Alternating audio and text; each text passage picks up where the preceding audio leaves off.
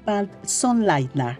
Es profesor investigador del Colegio de México y miembro del Sistema Nacional de Investigadores, especialista del análisis socioterritorial del voto y de procesos de cambio político en Latinoamérica, graduado en Sciences Po, París, con maestría y doctorado por la Universidad de la Sorbona.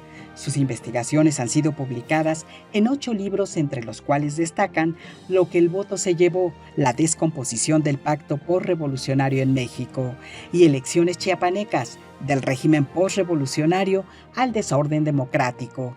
Es autor también de más de 70 artículos y capítulos en revistas y obras colectivas de reconocido prestigio internacional. En el 2015 obtuvo el Premio Nacional de Investigación Social y Opinión Pública. Ha sido profesor invitado en Sciences Po, la Universidad de París y la Universidad de Chicago. Es miembro de la International Political Science Association, de la Latin American Studies Association, de la American Political Science Association, de la Asociación Mexicana de Ciencia Política y de la Asociación Latinoamericana de Ciencia Política. Ha servido como experto para el Programa de las Naciones Unidas para el Desarrollo en México y en Panamá, para el Banco Interamericano de Desarrollo en Centroamérica, para la Organización de los Estados Americanos en Haití, para el Instituto Nacional Electoral y para el Tribunal Electoral en México. Ha participado en más de 20 misiones de asistencia u observación electoral en Bolivia, Colombia, Panamá, Honduras, Guatemala, El Salvador, Nicaragua, Costa Rica, Chiapas, el Estado de México, Oaxaca, la Ciudad de México, San Luis Potosí y Haití. Bienvenidas, bienvenidos a un programa más de estos diálogos de seguridad y justicia. Mi querido Sergio, ¿cómo estás? Bien, Leonardo. Y hoy le damos la más cordial bienvenida a un académico de esta casa, el Colmex, Billy Sonnleitner. Billy, bienvenido. Mil gracias.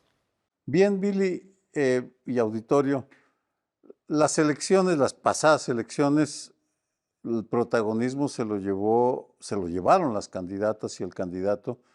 Así es, inevitable. Pero Billy, el profesor Sonnleitner, va a abordar el tema desde otro ángulo, desde el ángulo de las estructuras de los partidos y la geografía, las regiones. Y desde esa perspectiva, la lectura es diferente. Billy, así lo vamos a llamar, es como se le conoce en el colegio, empecemos por el primer aspecto. ¿En qué cambió y en qué no cambió desde la óptica que tú manejas las elecciones del 2 de junio? Una muy breve idea. En la ciencia política lo que aprendemos nosotros es evidentemente a explicar el cambio, que eso es lo más importante, pero hacerlo situándolo con respecto a las continuidades que hay dentro del comportamiento político. La ciencia política lo que aporta en realidad es que permite situar el cambio en un contexto más amplio de continuidad histórica, de continuidad geográfica. Cuando tú tomas la geografía electoral del país, como lo comentábamos, el país no es una sola pirámide, es un conjunto de pirámides que están articuladas, que están vinculadas, que conforman esta gran pirámide, pero se pueden desagregar a nivel de estados, a nivel de distritos, a nivel de municipios, a nivel de secciones. 70,000 secciones electorales. Son pequeñas pirámides que nos van contando una historia más compleja de continuidad. Esto es contraintuitivo. Veamos, lo que vimos fue 60% del voto por la candidata que llegó en primer lugar. Colapsó completamente la candidatura de Xóchitl Gálvez con un margen de distancia que estaba en los escenarios que publicamos previamente en un artículo que publicamos con Juan Pedro Viquera, pero francamente era un escenario muy poco probable, como lo establecemos en ese artículo, que se llama La mejor encuesta son las elecciones, si lo quieren consultar. Veamos, ¿cómo fue entonces esto que un escenario tan poco probable ocurrió? Y, ojo, ¿cuál es la continuidad que hay detrás de ese cambio? ¿Me explico? En realidad lo que pasó es que Morena incrementó muy poco su caudal electoral, pues más o menos 2-3 puntos sobre lista nominal, es decir, que sí creció, logró crecer, lo que no es nada evidente, porque hubiera podido haber un desgaste en el poder, hubiera podido haber una parte de voto de castigo, eso se produjo en ciertos territorios, pero en el promedio de la pirámide no se percibe ese voto de castigo, más bien creció un poquito. Pero ese crecimiento es insuficiente para entender ese enorme margen de ventaja. Desplome de otro. Pero a ver, explícanos antes por qué es tan importante ver o tener el instrumento de la geografía para ver las votaciones. Decían los clásicos, se lo atribuyen creo que a Richelieu, no se puede hacer política si uno no tiene un mapa al lado, ¿no? Es decir, me pregunto, ¿se puede hacer ciencia política? ¿Se puede hacer un estudio electoral si pierdes de vista la geografía, Billy? Por definición, el Estado es una población que tiene un gobierno y que controla un territorio. El territorio es fundamental para entender el Estado. No hay política estatal sin territorio. Lamentablemente hemos perdido de vista mucho ese punto fundamental, pero la geografía es, digamos, ¿qué es el territorio? El territorio es el espacio que controla el Estado, es el espacio que nos permite gobernar. Es cómo traducimos el espacio en políticas públicas, en comportamientos electorales, en procesos sociales. El territorio es algo que está vivo y es elemental y fundamental esta pregunta que planteas, porque estamos muy habituados a pensar que podemos segmentar el país con encuestas, hablando con 1000 personas y diciendo algo sobre un hipotético elector mexicano que no existe en realidad. Lo que existe en realidad son 98 millones de personas que pueden votar y esas 98 millones de personas tienen comportamientos complejos. Billy, si no creció Morena, ¿quién creció? Porque el hecho es que se disparó, la diferencia es de 20 puntos. ¿Creció el Verde? ¿Creció el PT? Vamos a ver quién creció, pero primero destaquemos quién decreció. No, primero veamos para luego pasar a la oposición. Te doy cifras específicas y para no equivocarme te las doy exactas. Evidentemente, el que más creció fue el Partido Verde. ¿Okay? El Partido Verde pasó de 2.7 millones de votos A 4.7, 4.9, es decir, prácticamente 5 millones de votos. Si lo ves con respecto a la lista nominal, a los inscritos, la capacidad estructural que tiene, pasó de 3%, 3 de cada 100 mexicanos, a 5.1%. Es decir, impresionante el crecimiento. ¿Y por qué creció? Creció porque logró captar electorados que perdieron otros partidos, básicamente el PRI y el PRD. El PRI y el PRD perdieron muchos votos, muchos de esos votos los captó el Verde en primer lugar y en segundo lugar el PT. El PT pasó de 2.2 millones de votos a 3.2 millones de votos, de 2.5 a 3.3% sobre inscritos. Es decir, es un pequeño partido, pero es un partido que existe y es un partido que junto con el Verde generó un aporte fundamental para la coalición de Morena, que también creció. ¿Cuánto creció Morena? Cuando suman 8 millones, ya no estamos hablando de pequeñas fuerzas políticas, ¿no? Como lo destacamos, hay regiones en el país en las que el Verde es mayoritario y le aporta. Danos ejemplos. ¿Dónde, por ejemplo, se ha dado ese crecimiento de una manera así particularmente ostentosa? En San Luis Potosí y en un distrito en Palenque, en Chiapas, el Verde aporta 150% más de voto que Morena. Es decir, que es claramente la primera fuerza. Morena es un aliado del Verde ahí y no al revés. Palenque y todos los distritos, no todos los distritos de San Luis, porque saben bien que la capital es evidentemente un bastión del PAN, pero San Luis es un territorio verde. ¿Por qué es un territorio verde? Porque el candidato del PRD, que en algún momento compitió por el PRD y fue alcalde por el PRD, luego se cambió de partido y se llevó las bases del PRD, se las llevó al Verde. Eso es lo que te explica por qué hay partidos que decrecen y esos votos luego terminan alimentando otros partidos. Entonces lo que estás diciendo es que se van las clientelas de un partido a otro partido, en este caso, cuando menos, del PRI al Verde, del PRD al Verde. Eso es lo que has mencionado, ¿correcto? Correcto, con un pequeño matiz. Creo que no hay que simplificarlo como clientelas. Los electorados, que están en parte compuestos por clientelas, pero que también están compuestos por ciudadanos que confían en el liderazgo. En este caso, es el liderazgo del gobernador. La gente vota por el gobernador, no vota por el partido, vota por la persona. Bueno, buen punto. y luego regresaremos si tenemos tiempo. Hay una mezcla de clientelas y ciudadanos y ciudadanía que de manera individual va a decidir votar. Correcto, buen punto.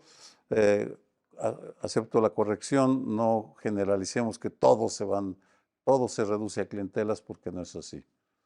Era más bien un matiz, no era una corrección. Tienes No, razón, pero sí es una hay clientelas en México, pero en un contexto de fragmentación partidista exacerbada en el que no hay identidades partidistas duras. Ya pasó el tiempo en el que podíamos ser priistas de corazón o, vamos, no son identidades partidistas, son liderazgos que articulan clientelas seguramente, pero no solamente. Convencen a personas más amplias que confían en los liderazgos y que votan por ellos.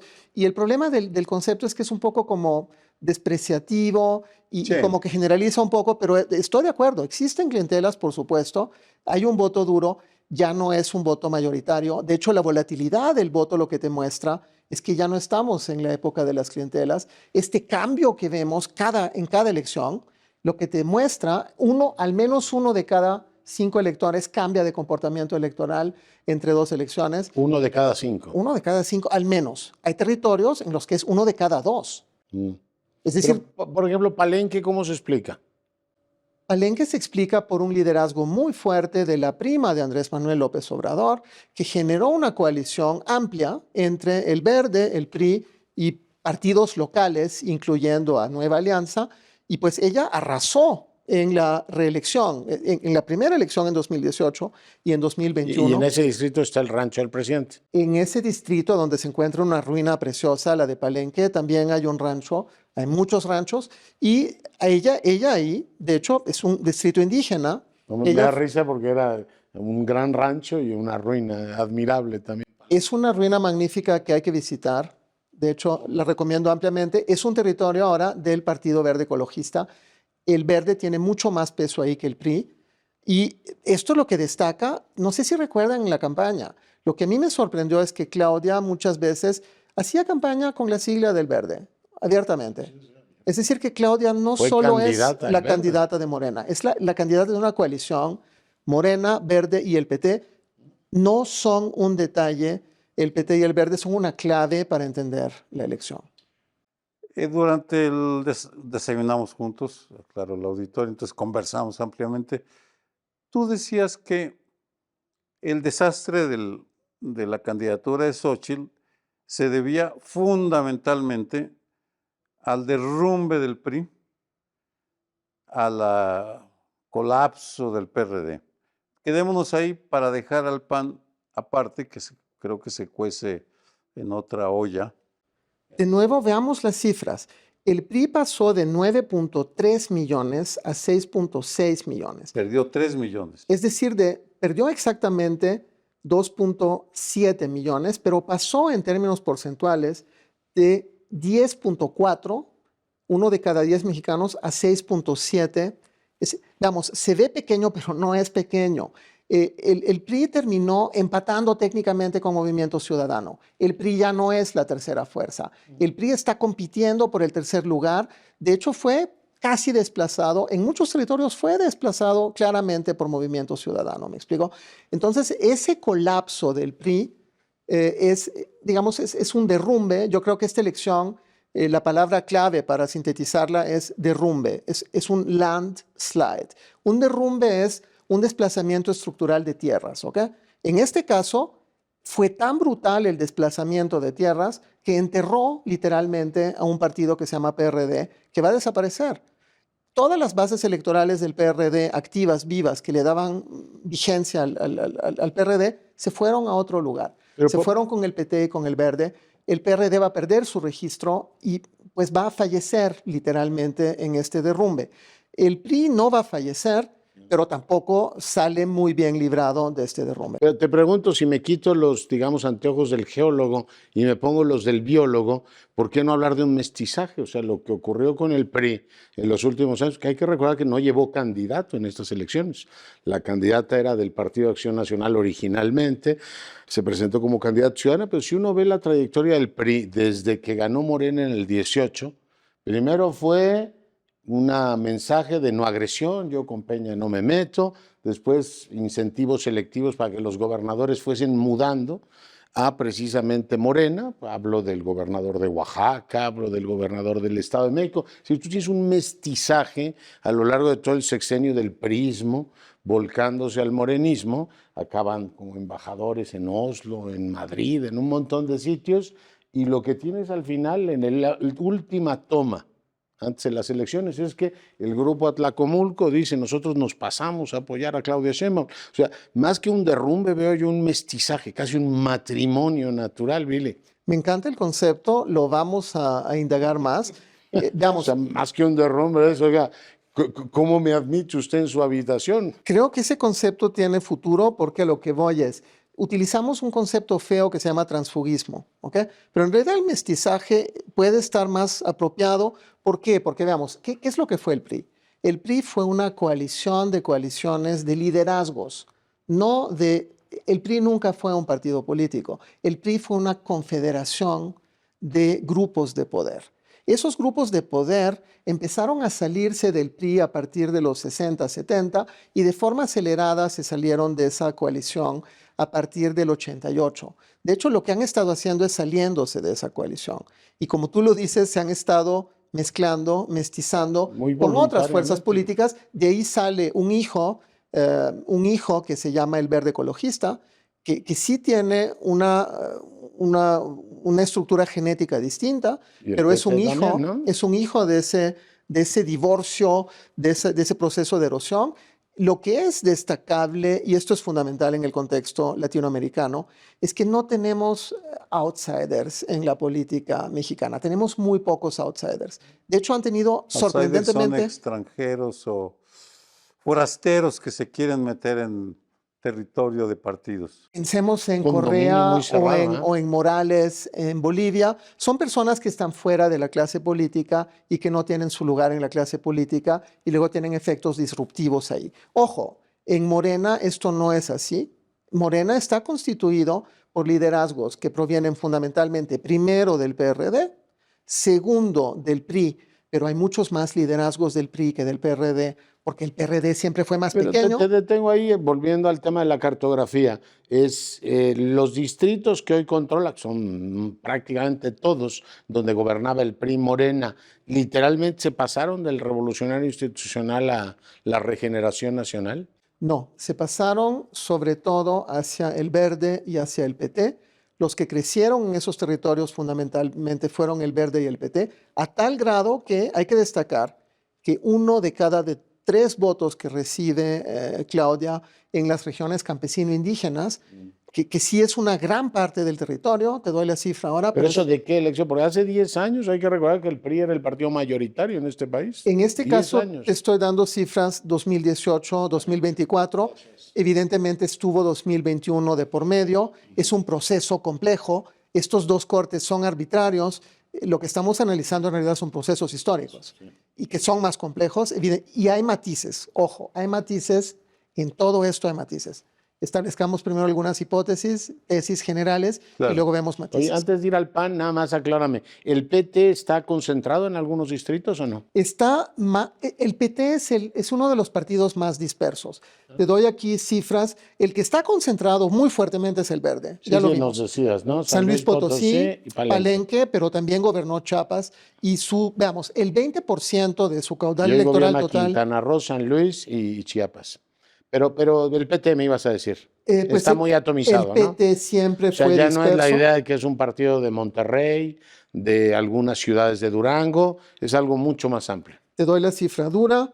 En 74 de los 300 distritos, 74 de los 300 distritos, el PRD tiene en promedio 10% del voto. El PT. Eso no es un detalle. 10% es lo que tiene ahora el PRI a nivel nacional, es lo que tiene Movimiento Ciudadano a nivel Entonces está nacional. concentrado en 74 distritos. Pasemos al PAN, si no les importa, porque parece que se escapó de la degollina generalizada, al menos parece. ¿Cuál es tu valoración del PAN? Impresionante, excelente pregunta. 10 millones de votos en 2018, 10 millones de votos en 2024. Perdió 43,000 votos, es decir, Qué pasó, impresionante. pero ojo, como bajó la participación y como incrementó el número de inscritos por el crecimiento demográfico, en términos porcentuales sí perdió un punto, pasó de 11,3 a 10,2 con ese mismo caudal electoral, ¿ok? Pero ojo, detrás de esta aparente continuidad hay un cambio profundo en la estructura geográfica del PAN. Lo que pasó es que el PAN perdió sus bases rurales y campesinas que se transfirieron, aquí en este caso, sobre todo, aquí se dispersaron entre Morena, el Verde y el PT que las captaron, pero veamos, ¿qué es lo que pasó? El PAN sí logró crecer, logró movilizar en un puñado de grandes ciudades con altos niveles de desarrollo. Te voy a dar la cifra exacta. Nada más Perfecto. plática la idea. Logró crecer y se concentró muy fuertemente en esos núcleos duros que son sus bastiones históricos duros. Como lo traté de conceptualizar en otros espacios, lo que pasó es que se fue a la estructura ósea, a los huesos, perdió la grasa, perdió buena parte de sus músculos y se quedó con la estructura ósea dura de un animal que ya no tiene grasa y que está perdiendo músculos. O no tiene presupuestos para alimentar clientelas, que tampoco entiendo por qué nos da tanta vergüenza llamarlas clientelas. Es decir, un partido que está en el gobierno entrega incentivos selectivos, da dinero, da empleos, y mientras el PAN fue gobierno, pues tuvo esas estructuras.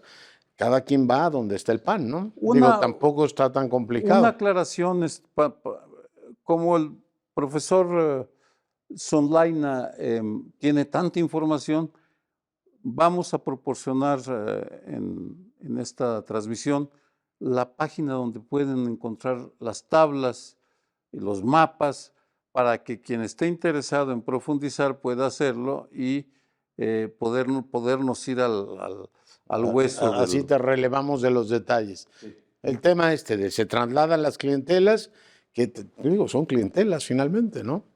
De nuevo, estoy de acuerdo contigo, un pequeño matiz.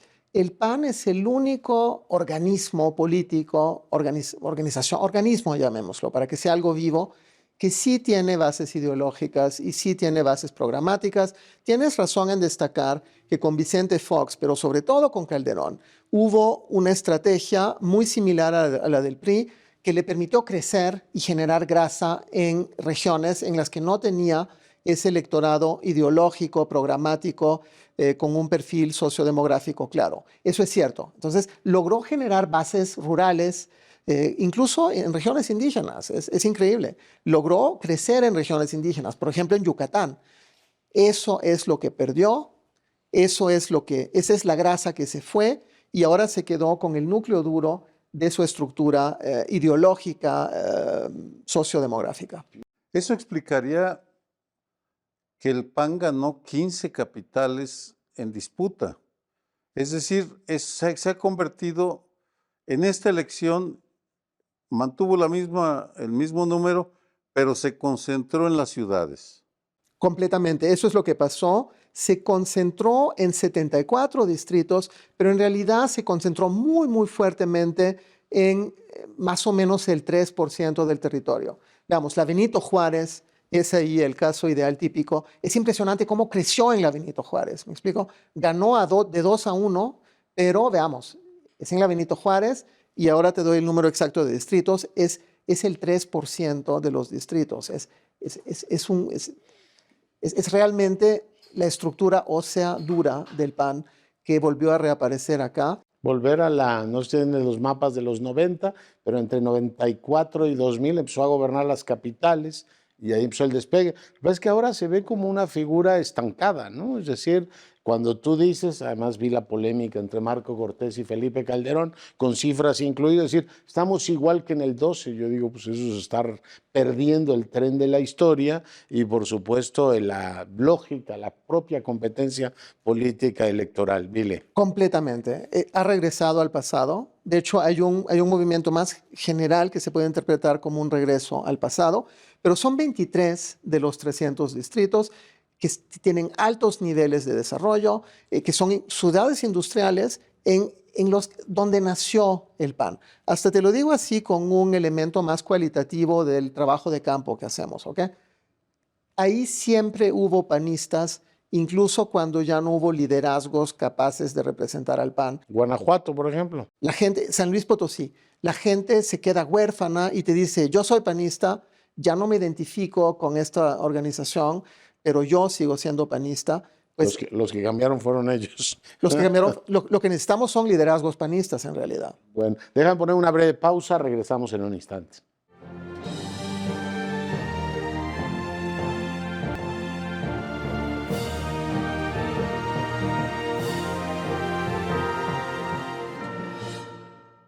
Bien, Billy, ya hablamos de los partidos. Cada uno de los partidos se merecería un programa, por cierto.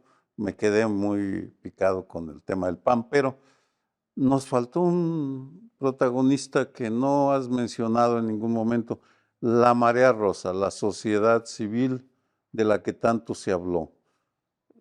¿Está presente en tus cálculos? Totalmente. Cuando vemos las ciudades, está altamente concentrada y altamente presente en las ciudades. De hecho, es también un poco la paradoja de la polarización, ¿ok? El país no está polarizado, pero las ciudades, algunas ciudades están altamente polarizadas. La Ciudad de México, para empezar, ¿ok? Evidentemente, hay millones de personas que están en esa dinámica, ya sea de una crítica muy dura al gobierno actual, pero ya sea también de un apoyo muy duro al gobierno actual. Es decir, que están divididos y polarizados. El voto que es más representativo de eso es el voto de Movimiento Ciudadano. Movimiento Ciudadano que se concentra de nuevo en pocos distritos, pero sobre todo en Nuevo León, en Monterrey, en Jalisco, Guadalajara y ahora un poco en Campeche, a donde está creciendo. Lo impresionante de ese voto, Sergio, es que ese voto es un voto de castigo. No le pertenece a Movimiento Ciudadano. Movimiento Ciudadano lo captó porque generó una cohorte de nuevos liderazgos que eran frescos y que podían encarnar este voto de castigo y captar este voto de castigo. Lo interesante, fascinante, es que empiezan a ser ellos mismos objeto de un voto de castigo. La sociedad civil se torna en contra de ellos y ya no vota sistemáticamente por sus candidatos a donde gobiernan. Por cierto, la esposa del gobernador tuvo una derrota inesperada. En Jalisco se dividió el voto en tres. Cuando ves el voto cruzado, el voto dividido, el voto útil que hubo en Jalisco, es impresionante. El gobernador Lemus ganó con 44%. Maínez consiguió el 17%.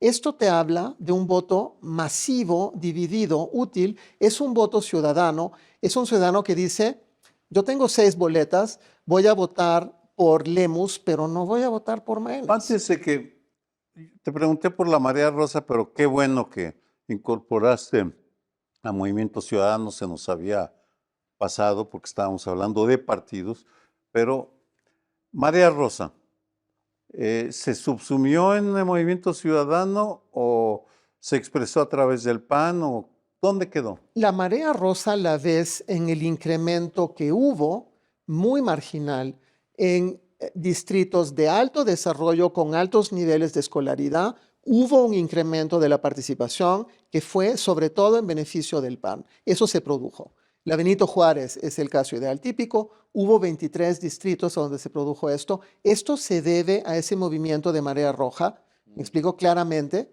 pero a lo que voy es que benefició a Xóchitl en esos 23 distritos, pero se concentró fuertemente ahí. Claro. Y con 23 distritos de 300 distritos tú no puedes crecer. Oye, antes de hablar de la violencia, también queremos que nos cuentes un poco de eso, si influyó o no. Me gustaría que me ayudaras a entender los estados que tienen o distritos que tienen más estabilidad en el país.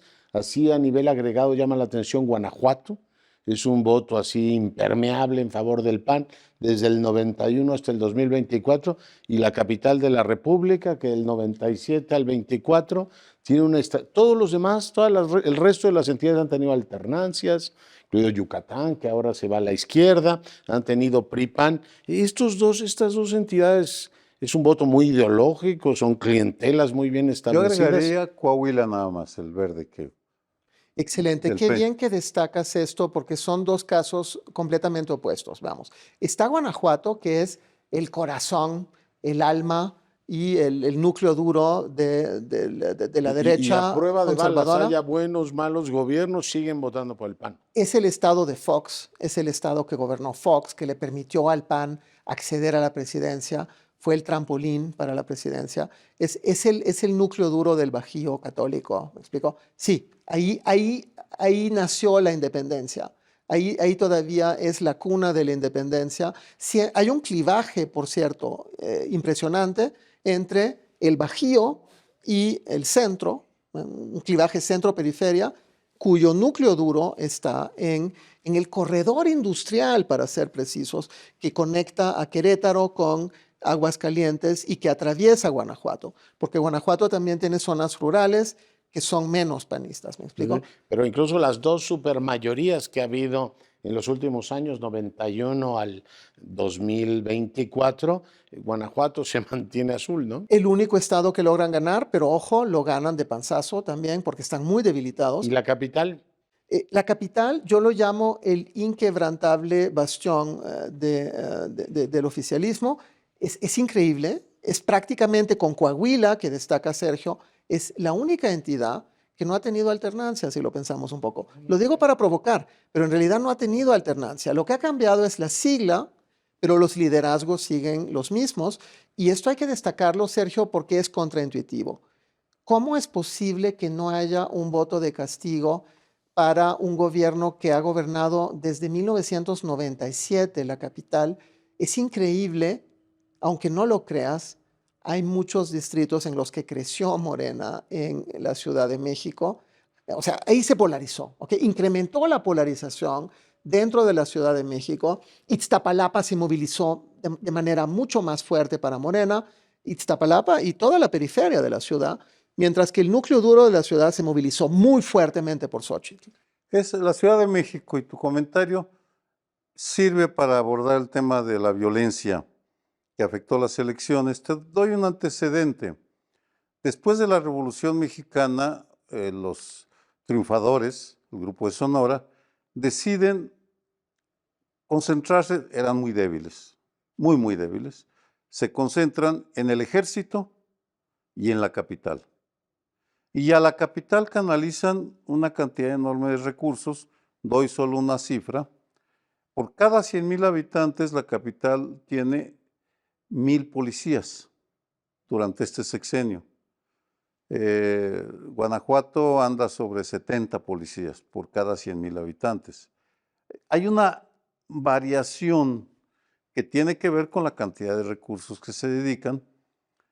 Habría otros factores, pero la capital es privilegiada y por eso hay esa continuidad que viene, sí, de acuerdo, desde el partido PNR, Partido Nacional Revolucionario, hasta Morena, hay una continuidad, pero el resto del país tu tesis de las regiones es impecable, porque pues ya depende que cada quien se las arregle como pueda y como quiera, con sus capacidades, lo que lleva al tema de un actor que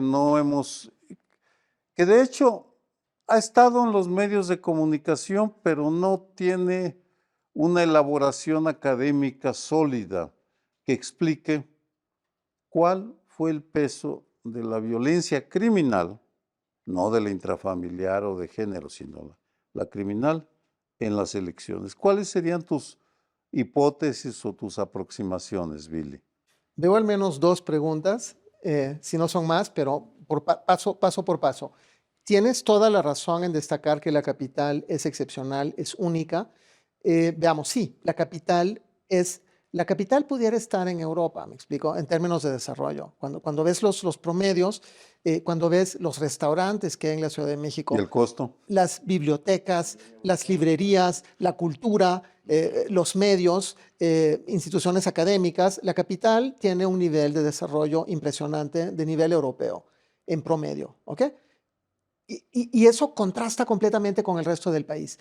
Eso es lo que explica el sesgo que tenemos todos quienes residimos en la ciudad, porque se nos olvida la complejidad de los 8 Méxicos que están allá afuera. Hay 7 Méxicos distintos que no conocemos y cada vez que salimos de la capital nos damos cuenta de cuán distintos son esos Méxicos y de cuán mal informados podemos estar y cuán sesgados podemos estar.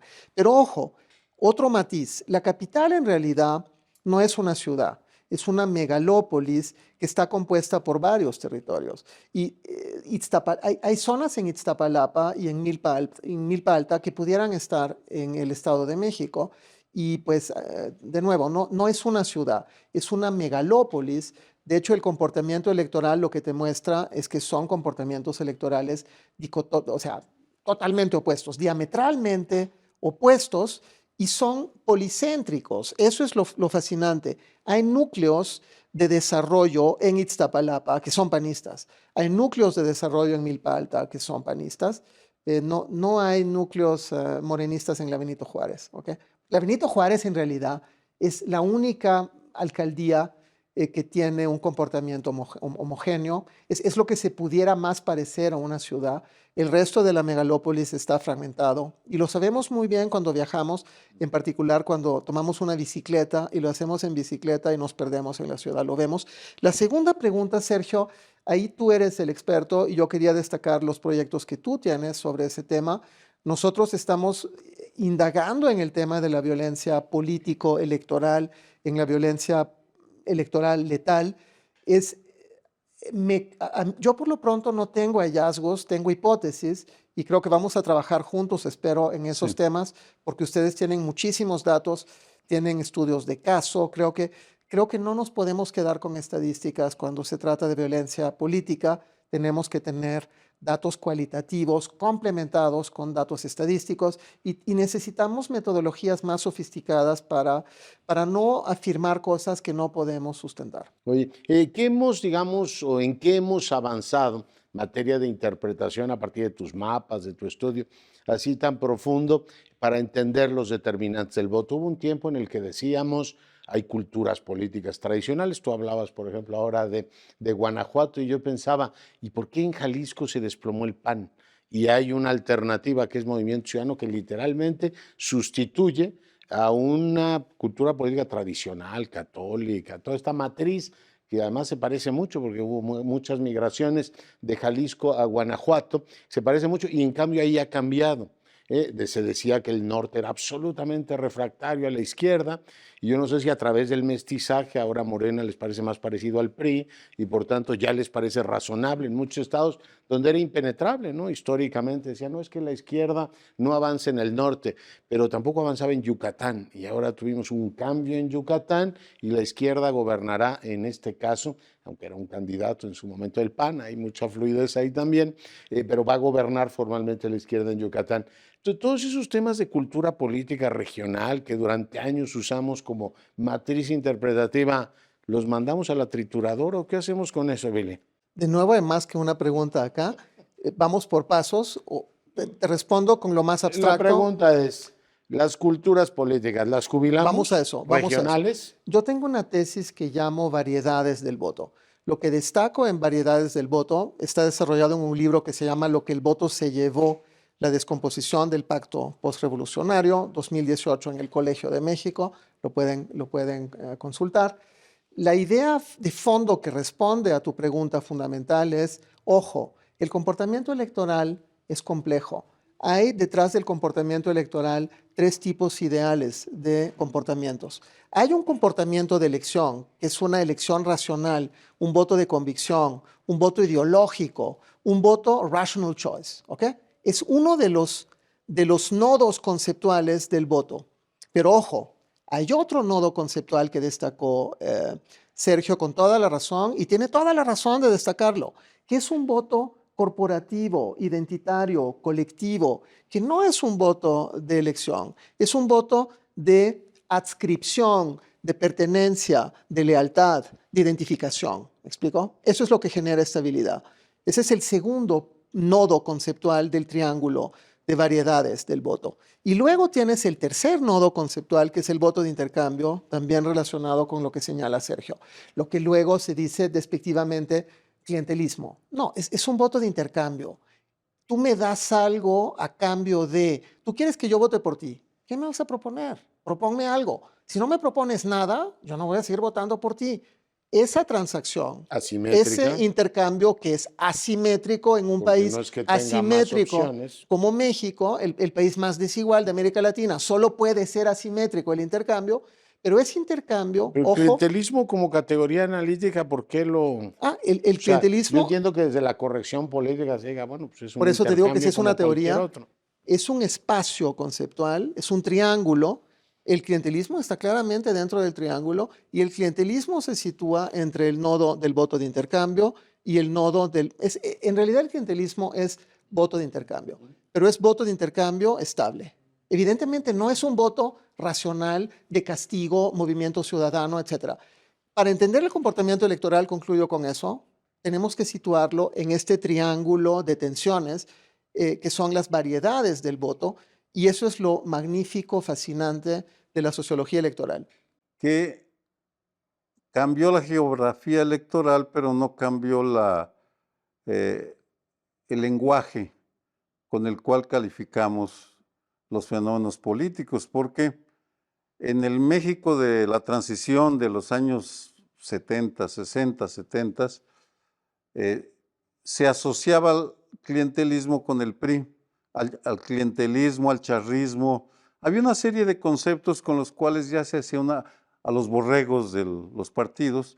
Entonces ahora ya no son borregos, sino es un intercambio del voto entre diputados y ejecutivo, un intercambio convenenciero. Posiblemente a eso lleguemos. No estoy descalificando, simplemente estoy reflexionando cómo incluso cuando queremos analizar con categorías académicas, nos enfrentamos con una herencia coloquial que nos viene de un pasado autoritario, en el cual el presidente era el sol sexenal, como se le llamaba en los años 60, y ahora recibe otros calificativos. Hay un desarrollo conceptual muy útil en la ciencia política, en la antropología política, en la sociología política, y lo que destaca sintéticamente ese desarrollo conceptual es que el concepto capta un fenómeno que ha cambiado profundamente.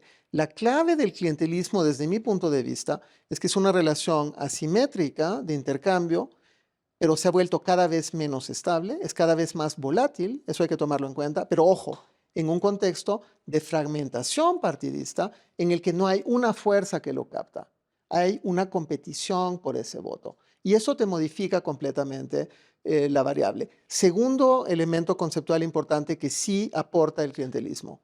El clientelismo, y esa es la clave del concepto, es los clientes son los otros, no somos nosotros.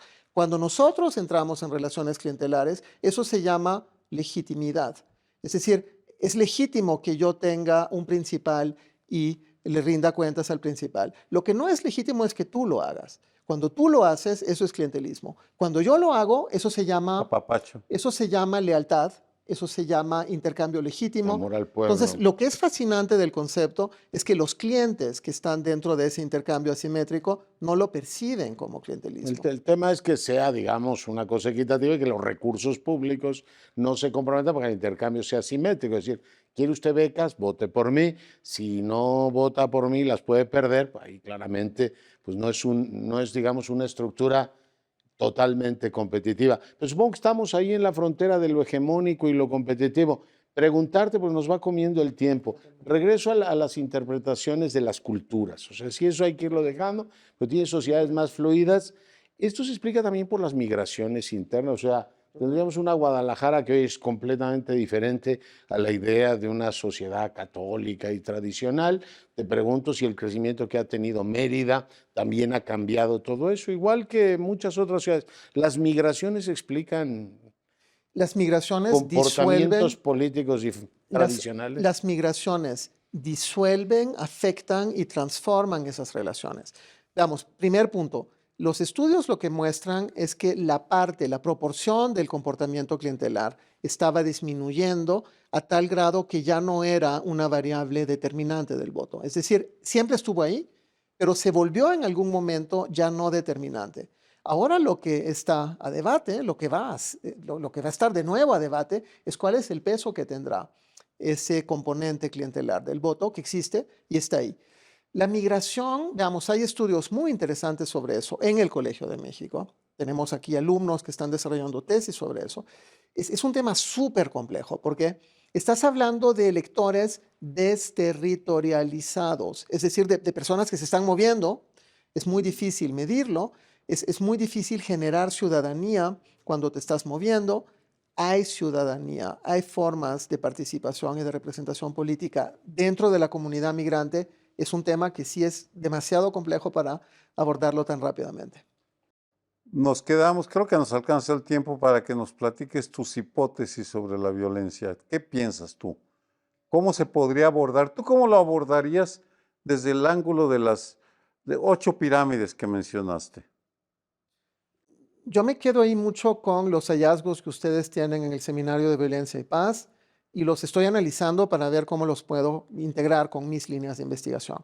Yo lo que destaco es que el problema de fondo no es la violencia electoral letal. La violencia electoral letal, que es el núcleo duro de la violencia electoral, de la violencia político-electoral, de la violencia política, de la violencia social y de la violencia criminal, que está un poco de manera difusa en todas esas violencias. Digamos, el problema de fondo que tenemos, Sergio, y tú lo sabes muy bien porque tú me lo has también enseñado, es, digamos, el problema de fondo es ese océano de violencias que tenemos, que afectan a demasiadas personas. Entonces, el problema es que eso está empezando a atacar el corazón del sistema, es decir, el núcleo duro, el corazón. ¿Por qué? Porque el proceso electoral es lo que permite la renovación del sistema político, es lo que permite darle legitimidad al sistema político. Y el problema es que ahí se están desarrollando células cancerígenas que se están tornando en contra del organismo. Y el problema es que por lo pronto, como te lo comentaba, cuando sacas tasas cínicas, estadísticas, pues el riesgo de ser asesinado cuando eres candidato es inferior al riesgo que todos nosotros tenemos de ser asesinados al salir del Colegio de México y al viajar en este país. Eso no es una buena noticia que sea inferior. Ha incrementado de una forma exponencial. Entre 2015 y 2018 se multiplicó por 8 el número de casos de este tipo. Si estos, 2015-2024 dirás. no, 2015-2018. 2018. Yo creo que el incremento exponencial empezó en 2018. Ok. Las cifras tenemos que revisarlas, están a debate, son complicadas, ustedes lo están haciendo. Digamos, se multiplicó de una forma exponencial para no entrar en debates de cuántos asesinatos fueron. Si sigue incrementando así, vamos a llegar a un nivel crítico en el que el organismo ya no va a tener la capacidad de luchar en contra de esa célula cancerígena que se está desarrollando. Entonces yo creo que el problema es, ojo, de nuevo, eso es una posición muy personal que va a ser polémica. No podemos resolver el problema de la violencia política electoral sin atacar el problema general de la violencia social y criminal. Lo que necesitamos es una política pública general que haga bajar la tasa inaceptable de homicidios que tenemos en el país, y en demasiados territorios esa tasa está ahora por encima de 100. O sea, lo que pasó en Chiapas, disculpa, es escandaloso, es inaceptable. Lo que pasó en Chiapas es inaceptable. Lo que tenemos que hacer como sociedad es tomarnos en serio esas cifras, muy en serio, porque lo que nos dicen es, ojo, el organismo tiene aquí un desafío vital. Si no lo atendemos, esto se va a escapar de control. Y por lo pronto, la buena noticia es que todavía podemos actuar. Todavía estamos en posibilidades de actuar porque esta célula no se ha generalizado. Pero si no nos tomamos en serio el problema, se va a generalizar. Oye, ¿detectaste o tienes alguna línea de investigación sobre el comportamiento político y la percepción de inseguridad que hay en las distintas ciudades, si influye o no influye. Claro, cuando ganas con el 60%, ganas en los que tienen menos y los que tienen más, pero ¿hay algún tipo, o intuyes que puede haber algún tipo de correlación? Y también si hay algún tipo de correlación entre el desempeño en materia de seguridad pública de los gobiernos. Tú hablabas de Chiapas, yo veía Tabasco, que le fue muy mal en seguridad pública y sin embargo tuvo 80% del voto en favor del partido que gobierna. En fin, ¿hay alguna manera de que dialogue, o sea, hay alguna correlación ahí? ¿Qué reflexión nos da sobre esto? Hay un debate muy importante ahí. Hay otros expertos que están trabajando el tema. Yo creo que la cuestión es, en los medios se afirma muy fácilmente, es intuitivo. Traducir eso en hipótesis refutables es más complejo, pero bueno, hay estudios que lo están haciendo. Yo lo llevo dentro de mis líneas de investigación. Por lo pronto no tengo No hay resultados. no, pero los medios sería fácil decir, en la ciudad se premió que Claudia Sheinbaum sea presidenta porque tuvo un buen desempeño. Tú dices, bueno, aceptable, como es intuitivo. Pero dices, el gobierno de Chiapas, que tuvo un pésimo desempeño, también ahí ganaron, y también en Tabasco ganaron, con lo cual tú dices, oiga, entonces, ¿con qué tesis voy al Tenemos mercado, no? varias hipótesis que se pueden territorializar, las estamos trabajando. Los resultados que tenemos por lo pronto no son intuitivos, es decir, que no permiten afirmar eso. Y yo, como soy científico, me limito a afirmar lo que los datos me permiten sustentar. Por lo pronto yo no tengo esos datos, pero pueden surgir y hay que ver esos Es una datos. línea de investigación que Es habría una que seguir. línea amplia de investigación que están desarrollando varios colegas. Oye, Sergio, no me había dado cuenta ahora que estamos hablando de geografía electoral, que la ciudad, cada vez más chilanga la política nacional, dan dos presidentes que salen de la Ciudad de México al hilo. Pues Andrés cierto, Manuel López Obrador, jefe de gobierno, y también la doctora Sheinbaum. si le agregamos los que se achilangaron antes de llegar a Los Pinos, cuando gobernaban desde Los Pinos, Pero estos habría que la comentarles. Ciudad de México ya ha dado dos presidentes al hilo. Exactamente, exactamente. Pues podríamos seguir hablando porque hay interrelaciones, por ejemplo, la violencia electoral afecta más a las ciudades gobernadas por qué partido, los cercos del entorno a las ciudades, porque cada ciudad tiene un cerco, municipios que no necesariamente siguen la misma política de seguridad.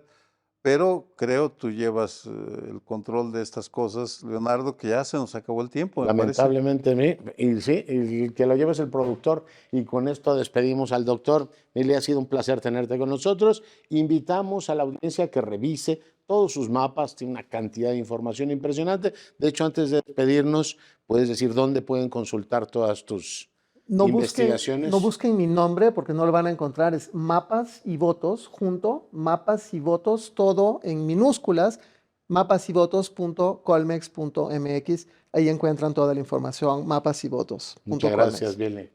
Muchas gracias, Billy. Nos vemos Gracias al aquí auditorio. próximamente. Sergio, gracias a usted por acompañarnos una semana más en estos diálogos de seguridad y justicia. Cuídese.